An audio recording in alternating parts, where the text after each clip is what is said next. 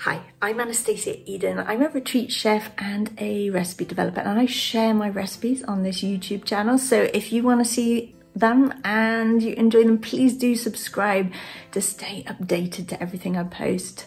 And leave a comment, give it a thumbs up if you like what you see. Today I'm going to show you how to cook chickpeas in bulk.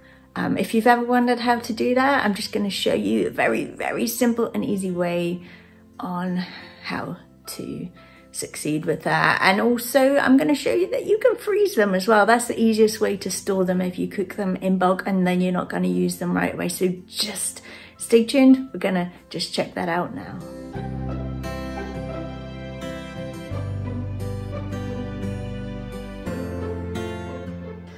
So the first thing we're going to do is get some dried chickpeas. Bear in mind they're going to more than double in size, maybe even triple in size.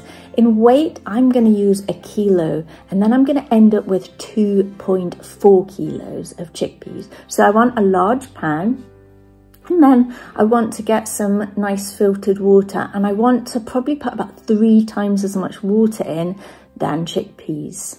They are gonna swell. So I'm gonna leave them overnight.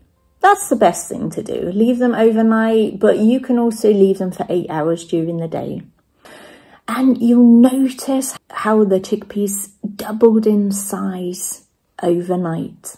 And then it's up to you, but you can rinse out that water and put some clean water in if you want. That's just a personal preference, really. It doesn't really matter. And then you want to make sure you've got plenty of water in, and then bring them to the boil.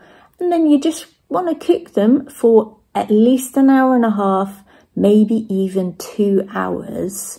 During the cooking process, you're gonna maybe notice this white stuff. This is called aquafaba. It's completely up to you if you want to leave that on there. It's fine. It doesn't do it any harm. But if it's bothering you, or the pan is really full, so it's kind of flowing over the top, what you want to do is just scrape it off with a spoon. I do like to do that just out of habit. But if you don't and your pan is big enough, just leave it. So important thing here is you really do need a pan that's big enough. Okay, so you want to cook them until you can squash them, either with your finger or a fork. And then you know they're done. And then you want to drain them with a nice big strainer and then rinse them through. If you notice any that don't look too great, that haven't swollen and cooked properly, and you're going to find the odd one that doesn't, then just pick them out as you go along.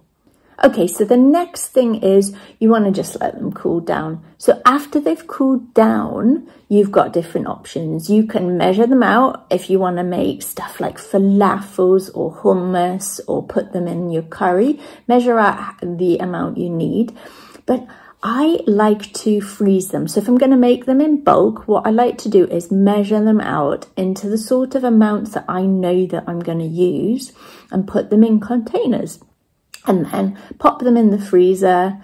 And then whenever I want them, I just pull them out. If I'm going to put the chickpeas in a curry, there's no need to defrost. I just take them out the freezer and then tip them into the pan. If I'm going to use them for hummus or something like that, then I just take them out, let them defrost, and they're good to go.